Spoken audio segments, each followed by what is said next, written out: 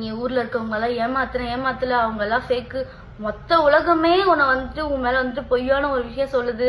இதெல்லாம் சரிடா, நான் உன்னை நம்பினல, உனக்காக தானடா நான் இருந்தேன், ஒருத்தருக்காக மட்டும்தான்டா நான் இருந்தேன், என்னையும் ஏமாத்திட்டு தான் இருந்திருக்கேன். உன்னால ஒரு பொண்ணு செத்து போயிருக்காடா, அதுவும் ஃபேக்கு. நீ அவங்களுக்கு நிதி வாங்கி தர அந்த ஃபேமிலிக்கு. அந்த பொண்ணுகிட்ட என்னடா பேசுன? அந்த பொண்ணு என்னன்றா சொல்லி பிளாக்மெயில் பண்ண? அந்த பொண்ணு சூசைட் பண்ணிருக்காடா வீடியோ எடுத்து வச்சு. எப்படிடா உன்னால அதை பத்திலாம் யோசிக்காம ஜாலியா இருக்க முடியுது? சத்தியமா நீலாம் மனுஷனே கிடையாதுடா.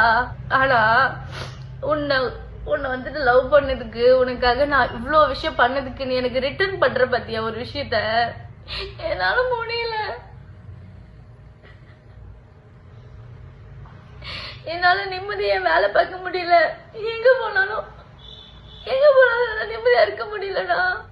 என்ன ஃபாலோ பண்றியா, போனை ஹேக் பண்றியா, யாருக்கும் என் கான்டாக்ட்ல இருக்கவங்களாம் மெசேஜ் அனுப்புறியா? அப்படி என்னடா நீ இவ்ளோ பண்ணிட்டு நான் உன் கூட இருப்பேன்னு எப்படா நீ நம்புற?